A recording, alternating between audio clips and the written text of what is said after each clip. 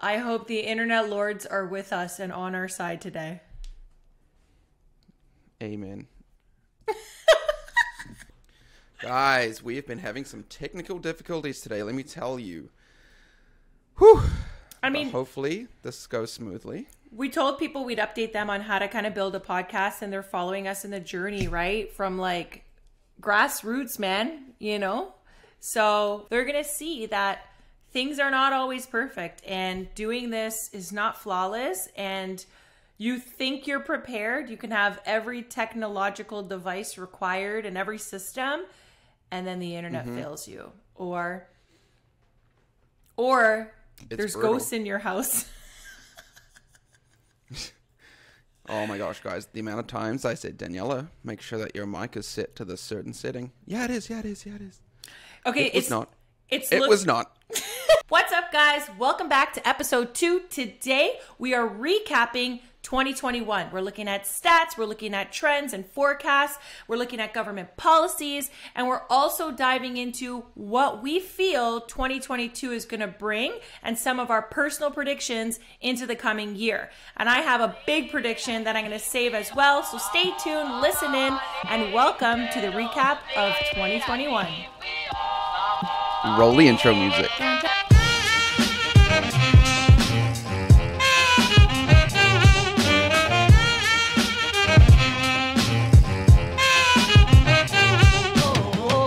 Welcome back, guys. Episode 2, we are here. How you feeling, Daniela? How you feeling after episode 1? Honestly, I'm feeling really good.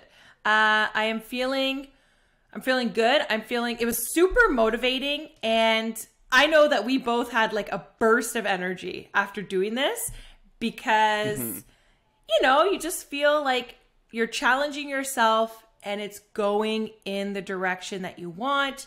And you just feel good that you're accomplishing stuff. So, yeah, I felt good. Yeah, exactly. And I think the response from other people was just so overwhelming, and a lot of really great feedback as well as constructive criticism, which was great. So we have lots to work on, like ums and ahs. We say a lot of ums, a lot of ahs. We do. So that is going to be, yeah. Do you remember? That's going to be a huge challenge. Do you remember you pinky swore me? You pinky swore me. I have it on camera. So I placed a bet with Ryan. The bet is, in this episode, whoever says the most ums and ahs in the edited version is going to get shocked by his dog's shock collar. So that's the bet. We did a pinky swear. And it's just a way that we're going to try to improve. And if it means, you know, if it means a dangerous game, it's a dangerous game. All right, so let's kick things off with a little bit of a reflection on our own personal years in 2021. So Daniela, tell me a little bit about what your greatest accomplishment was in 2021. My greatest accomplishment? Well, I goal set every year, and I was actually just doing it the last month, and I have a whiteboard where I put all my goals on. So I'm wiping away my goals from last year, and I'm reflecting at the same time. And I guess my greatest accomplishment is actually achieving some of the most rewarding goals I had set for myself. One being an icon agent in my office, so being acknowledged for doing some serious production. And my other goal that I had on as well was creating this group of like-minded realtors. I wanted to grow a group of over 26, and we surpassed that.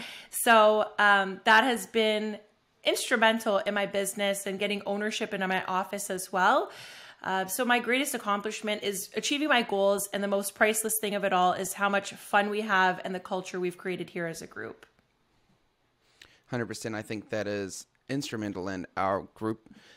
We have so much fun together, and goal setting is a huge part of it. I think we had like 2 or 3 separate calls in our group where we just goal set and laid down the things that we wanted to achieve in 2022, which is huge for me as just coming out of my first year in real estate. It's something different because at the start of my licensing in April, I was kind of coming into this with no idea what to expect. And now being in part of this group has been amazing and able to really figure out what it is that I want to achieve in 2022. So yeah, my greatest achievement, though not as crazy as yours because you've been in the industry a couple of years, I was just happy to hit my first sale, which was in May, and it was a waterfront cottage property, actually. It was a listing I did. It was really nice. I love doing that listing. And we achieved an amazing goal, going over $1 million, and we got such a great result. And just being there on offer night with my clients was incredible. Seeing their tears of joy. They could have never imagined getting as much money as they did for their property. And yeah, that's going to be my biggest achievement of 2021. And I can't wait to dive into these stats because that was a cottage property, and you'll be digging into Simcoe County and cottage pricing. And that at the time, you know, I think your clients were like $500,000 or so, right? And then based on the volume of demand that we were seeing, you sold it over $1 million. So it was incredible sale. And I'm so happy to have like been a part of your journey on that. Congratulations to you and your clients. I remember how excited everybody was about that. So cheers. Next question. I'm going to hit you up with what is the craziest story of 2021? There was so many things that I know I encountered between showings, between different agents, between properties being sold. I want to know what your craziest story of last year was. Ooh, my craziest story of 2021. I think this is going to be something that maybe people weren't expecting, but this was actually an interaction I had with some interesting clients. So they weren't clients of mine. They were clients of another agent. I had an agent reach out to me and request that I take his clients on a couple of showings, and if they ended up purchasing one, then I could have them. So I took them to a couple of different properties, and actually in between two of the showings, they ended up putting in an offer on another property in a different area with a different agent. Oof. And this was like an hour drive between these two showings. They ended up getting the property while I was showing them the last property. I'd been driving all day for them. Holy! And yeah, so I wasted an entire day, a full tank of gas, driving all over Muskoka for them, just to find out that they had bought another property somewhere else with a different agent. Oh, man. That is crazy. I'm sorry that happened to you. I mean, we always want people to appreciate our time, no matter what industry you're in. So what a bummer, but you always bounce back. So you still had a successful year. And, they just got to live with that. It's the cost of doing business, I think. Fair point. Fair point. How about you? What's your craziest? My craziest story, there was a garage that sold in Toronto for $700,000. Okay, land. Like, it's just crazy. And my other crazy story, I was shopping a lot at one point in Oshawa. Prices were really low. A lot of investors, a lot of first-time home buyers were headed out that way. I don't know if it was just Oshawa. Okay, and this is not throwing shade or any hate against Oshawa. I actually really like it down there. But there was a lot of questionable renovations that I ran into, and maybe this was just me, but there was like a laundry room when you're going downstairs to the basement. This laundry room was like posted up on the side. So like if you wanted to open your dryer, you were standing in the middle of the staircase reaching to the laundry room. So really super sketchy. Another one was as soon as you walk into a house, and it was funny because the listing had said, you know how it says like 1 bathroom, 4 pieces, meaning shower, tub, sink, toilet. This one said 1 bathroom, 1 piece. And I was like, maybe it's an error on the listing, But this ended up being a toilet that was located in a closet. So you walk in, there was a sink in the foyer, and then you go around to the back of the house in a closet, just in a general room, was a bathroom. There was no window. Pretty sure there wasn't a fan. It was the funniest thing, and people were going wild when I shared that on my IG. It was hilarious. Craziest thing I've ever seen. Yeah, there's definitely some interesting homeowner specials out there. I think that's a good word for it. We have a lot of those in our home from the previous owners, so we're finding out going through some renovations ourselves currently. Oh, that to me was like a hoot. I was just like, what else can I find here up in Oshawa, So let's dive into the Toronto stats. I mean, what a wild year. We're living in unprecedented times. The Toronto real estate market is moving so fast. The number of homes that were being bought, selling at record prices on a monthly basis. And I actually dove into the change per month all last year, and you could just see it increasing. And then also some changes throughout the year based on some of the government policies that came in, interest rate changes, and so on. So we started the year, January 2021, with an average price of $970,000. We actually ended the year in December 2021 at $1.2 million of an average price. Wow. Crazy, right? And That in is between insanity. I know, in between all that, highest month-over-month increases were seen basically in January to March. So we saw increases from about 3.5% to 5.6%. So just going up from January, then February, then March, and then April, and then something in April, I think it was the talk about the stress test, something changed, or just, buyer exhaustion, because there was a little bit of a slowdown, and that slowdown continued right after June when the stress test took effect.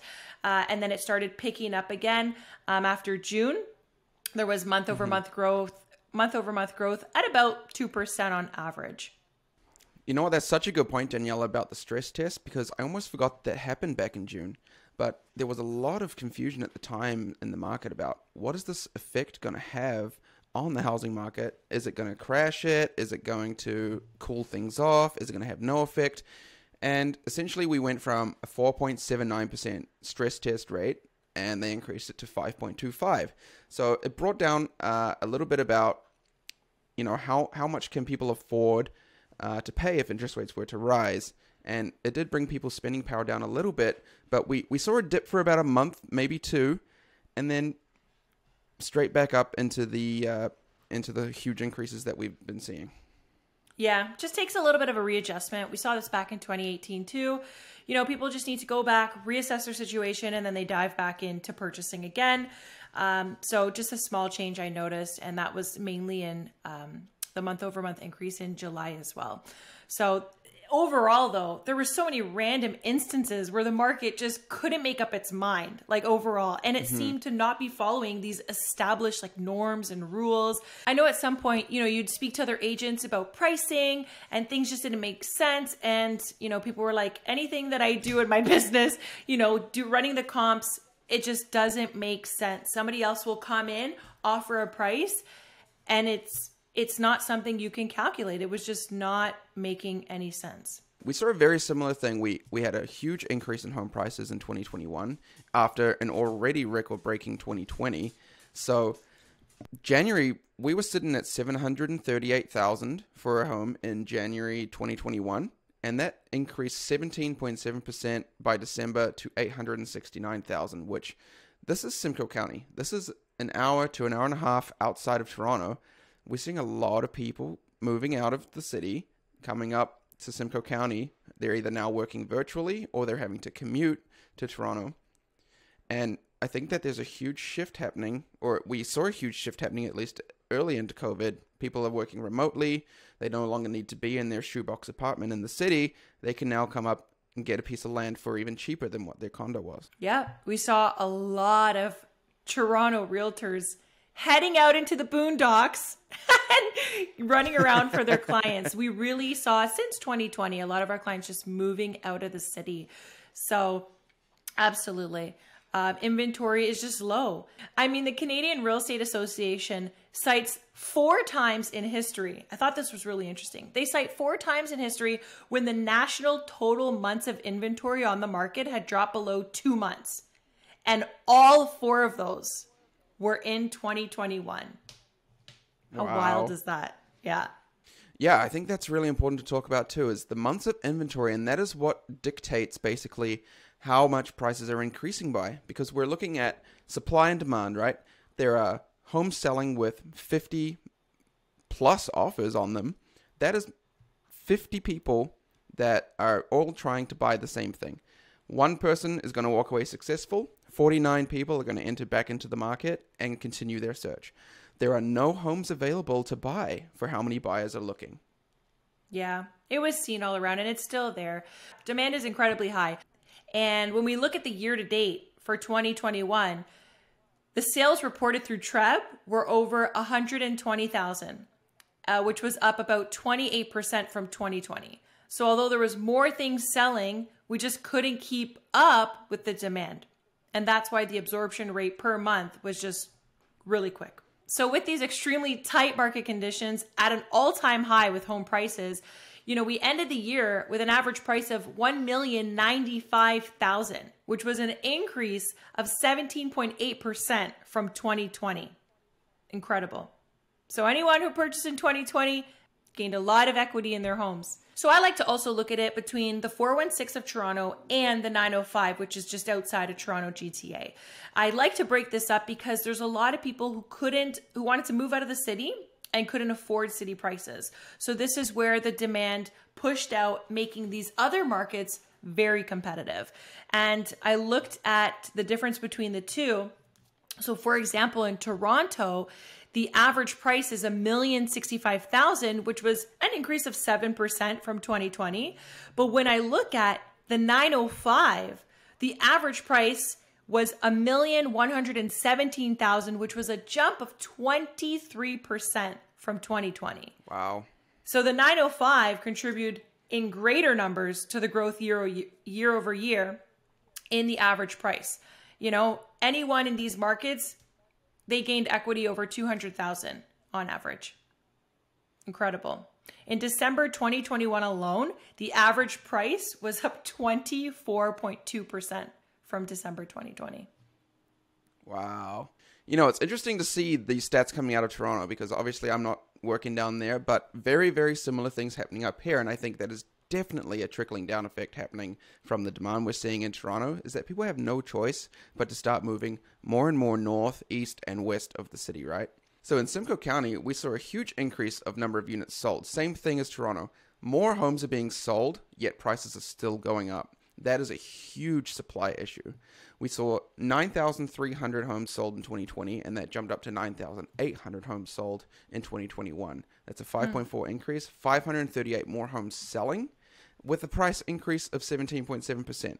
So wow. There's a huge issue here. Yeah, there's a huge issue here with we're not building enough. We're not building enough. We're not creating enough housing for the amount of people that are A, coming to Canada, and B, leaving the city. Yeah, it's interesting. We both had 17%. If it's relative or not, I don't know. But when I look at even really what's the economics of this? What is the lifestyle change of people as well? And we're going to dig into those factors that kind of made these stats where they are and drove prices up, but also in specific categories. So I wanted to touch on the condos, the townhouses, the semis, the detached. What were the price changes and the demand flow within these categories? Now, condos, to no surprise, we noticed this comeback in the condo market. So over 50% more sales were happening in 2021 than 2020. Now, although the average prices for condos had the smallest increase year over year, there was a change of about 6% in 416. There was a 14% change in 905. So it increased by more than double than Toronto, the condo prices in the 905 area. And this tells us that although the condo market may be making a recovery in sales-wise in 2021, there's more demand and competition likely felt outside of Toronto. And I don't know how you guys felt about that in your area as well, but average condo prices in Toronto, $713,000, and in the 905 was $610,000. So townhouses I predicted to kind of become this big rage of demand because it's that middle pricing between a condo to a detached. And there was a lot of demand out here. So the average price for a townhouse in Toronto is about $942,000, and in the 905, $866,000. Now, also as well, double-digit growth here. So in Toronto, 12% growth, and in the 905, 22% price increase in this category. Semis as well. The average price in Toronto, 1.3, and in the 905, $950,000. And the detached in Toronto, average prices $1.7 million, and a whopping $1.36 million in 905, which was up by 28% in 2021. The overall average price in all these categories between 416 and 905, like I said, nearly doubled year over year for the properties that were based outside of Toronto in the 905 area. And like I said, we all felt it. We all felt our clients were moving out of the city. And I think this is just for affordability. They do say drive till you qualify. And I think that is evident at what was happening here with pricing. Yeah, definitely. And the same thing we're seeing here in Barrie. A lot of people who are now priced out of Barrie moving to Orillia. A lot of people getting priced out of Orillia moving even further north. Sudbury, North Bay. These markets are also seeing increases. So it's definitely interesting to see how everything affects from maybe immigration coming into Toronto. People with a lot of money buying up a lot of properties and pushing people out into Vaughan, people in Vaughan pushing people out to Barrie, and so on and so on. So definitely interesting to see, the trickle-down effect that happens from these hot markets and these big cities and how that is affecting even the smaller communities around us. Let's dive into that. We just chatted a lot about the facts, but let's talk about the factors and the trends like you're talking about, like immigration, everything that affected where we ended up in 2021 being such a wild market. So, the Canadian housing market saw significant shifts, as we know. This is a year marked by surging prices, skyrocketing sales figures, and of course, you mentioned it, dwindling supply. Why? Supply and buyer demand. Simply put, there were just more buyers in the market than properties to buy. So let's look at the factors that shape the market to become what it is today. You mentioned immigration. So the number of people that came into Canada was about 400,000 new immigrants that we welcomed. Yeah, that is an insane number, Daniela, and all of those people going straight to these hot cities like Vancouver and Toronto. Another contributing factor to this hot market is the fact that interest rates are so low. We've got people from 5 years ago who are getting ready to renew their mortgages, and they can take advantage of these incredibly low interest rates and either upsize, downsize, put away a lot of equity, or even just refinance and purchase an investment property. Man, easy access to capital and money is basically free. This is the time to buy. I've heard it before and I'll say it again. They don't say buy when the prices are low. You buy when interest rates are low. So, did we ever see a lot of that? Yeah, definitely. And I think we definitely saw a lot of uncertainty in the market around COVID, what's happening with work. A lot of people who are commuting are now stuck at home. So nobody wants to sit at their dining table with their kids running around screaming while they're working. We needed home offices. People were upsizing, as well as a large amount of people renovating. We had a lot of people with built up equity in their homes that could take advantage of these historically low interest rates, refinance, either renovate their whole house or buy another house, for example.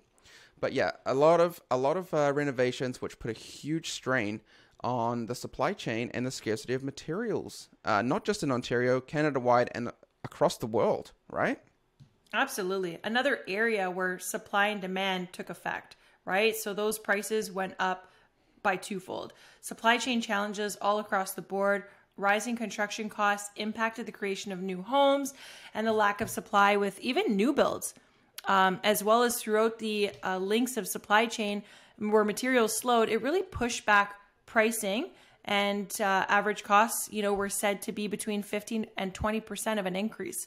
So higher cost translates to higher pricing. Absolutely. And I think as well, if we're looking at pre-construction, not just in Toronto, but a lot of communities being built outside of Toronto in Simcoe County. There's been a couple of projects in Orillia that they sell out on day one. Mm-hmm. Yep. And the projected, I don't know about you, but I saw even the projected closing is even longer than normal.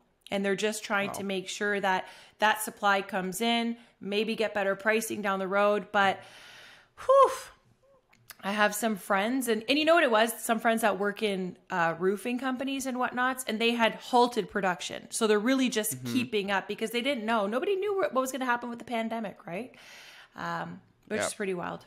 What also trickled in was rental prices and vacancies. So in 2020, we saw a lot of tenants leaving the city, some going back home, renters turned buyers, students learning online. So there's a lot more vacancies. But in 2021, the improvement for landlords as the lockdown opened up again, especially in Q3, Q4, companies were implementing back to office attendance and renters were taking advantage of this lower rent that was happening with the decrease, like the COVID discounts with landlords. So they came back. So in the third quarter, there was a double-digit increase in the number of condominium apartment rental transactions that were reported through TREB.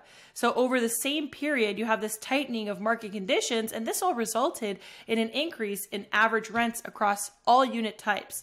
Now, Although rent prices, in my opinion, are not where they are pre-COVID, I would say in Toronto and GTA, the rental market is more competitive with this influx of renters and the lack of available properties, which is causing the price to rise again.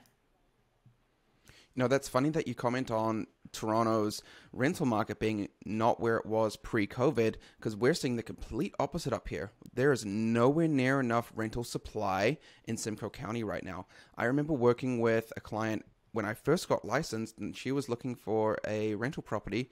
There was one available within her price range at the time. Wow. And we were competing hard. She didn't end up getting it, unfortunately, and then nothing else came on. So it is really brutal of a time up here, and I think that pays tribute to everybody that is leaving the city and working from home. They can get more space for less. Oh, for sure. All right, we're going to now dive into 2022. What's the outlook and what are our predictions? Ryan, the biggest question, is there a real estate bubble? I don't believe so. There's nothing indicating that we're in a bubble. I think we're in an extreme inventory shortage. We've said this a couple times already. There is one market, however, I wanted to touch on, which there could be a bubble, and this is the recreational property market, also known as cottage country. We have been seeing an astronomical increase in prices in recreational properties, and I believe that this is due to limitations with travel. People are sitting here wishing that they could be in Florida or in the Caribbean. So they're thinking, okay, well, I'll just buy a cottage instead. So what have we been seeing? Muskoka, Halliburton, and the Kawartha Lakes areas have been seeing huge increases in prices since the pandemic started. Most over 50, 66, and even 77% prices increase just over the last 2 years. Just to give you an idea, from Halliburton, we went from a $560,000 average price of waterfront properties in 2019 to now, at the end of 2021, $937,000. That's a 66% increase in the last 2 years. Wow. Why do I think that this could be a bubble that could pop?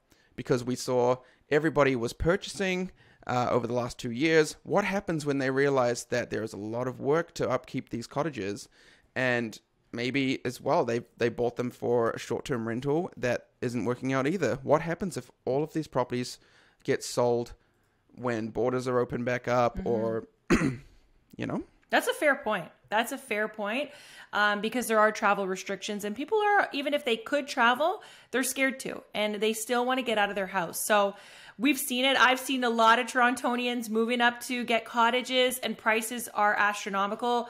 I didn't know they were that crazy. So thanks for sharing that. On the Toronto GTA side of things, is there a bubble? No. People are still making money. They're still buying property. They're just doing it in different ways. And with the level of immigration and things like that, there is a lot still coming into the market where it's just a supply issue.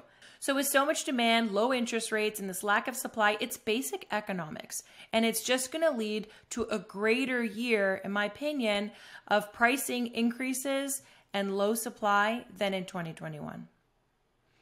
Yeah, and the same thing coming into Simcoe County as well. I think 2021, we saw a huge inventory shortage, and it is not going away. If anything, it's getting worse. We are not keeping up with the demand that is buyers looking for homes. We're seeing homes with 40 to 50 plus offers, even right around Christmas and the New Year. So I think moving into 2022, there's going to be a minimum of a 10% increase in home prices this year. So forecasting into 2022, employment rate numbers have dropped. There's more jobs being created. And what this means is that interest rates could likely come up higher sooner than later. So if that happens, I do believe that people will begin to get affected as well. There will be some type of reassessment in the buyers and investors, and a frenzy right before that happens. Yeah, and you mentioned interest rates in there. And I think this is a really important factor when we talk about a real estate bubble. If people do believe we're in a bubble, let's talk about it. What would cause that bubble to pop? Interest rates rising would be one of those things. It is no secret that interest rates are likely going to be rising in 2022 with up to 5 quarter-point rate hikes by the end of the year. This is what the big 6 banks are saying.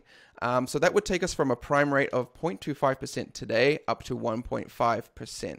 Now, what would that increase look like? Is it going to affect the market enough to bring home prices down and to ease the demand? I don't think so. I think we're basically reverting to where interest rates were pre-COVID, which were already historically low. Yeah. People have this sense like, oh my God, it's going to go up. If it goes up by 1%, sure. It will be less than what you could get today, but it's not that much in the reality of things.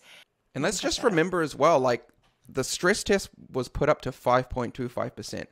With that in mind, in theory, buyers should be protected. They have enough income to supply, their mortgage payments in case rates were to rise to 5.25%.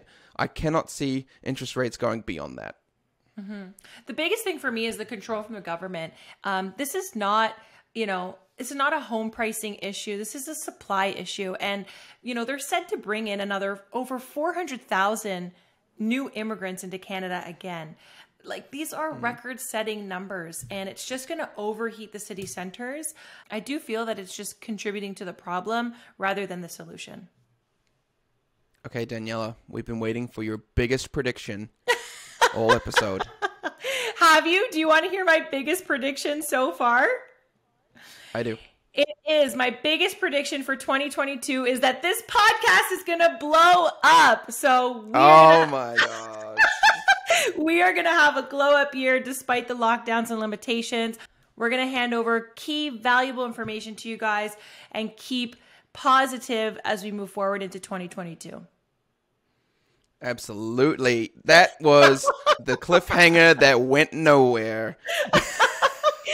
You didn't know about that, so I hope I got you with that as well. But I was on the edge of my seat waiting for that. Stop it. All of the market factors are pointing to us blowing up as podcast influencers in 2022. So I'm excited for that. But let's talk a little bit about, what can clients expect? How are we going to set the expectations for them and help them navigate this market, which is likely going to be even crazier than the previous year? Yeah. Going forward as realtors, I'm just going to continue providing advice when talking to clients, encourage them to buy now and help them do so.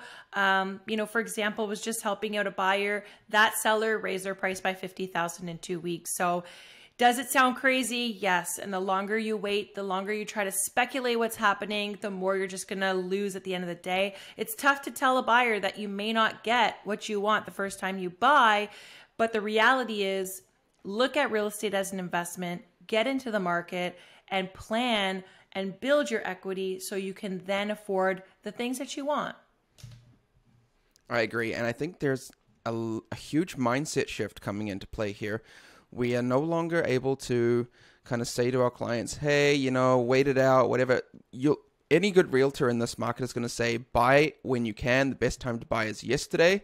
And I think the mindset change that needs to happen is people need to not think, hey, what is my dream home on the first home? Or, how do I just get into this market so that I can reap the rewards of the appreciation that's going to happen on whatever it is, whether that is buying a condo before you buy a townhouse, buying a townhouse before you buy a detached, and buying maybe a fixer-upper instead of something that is turnkey.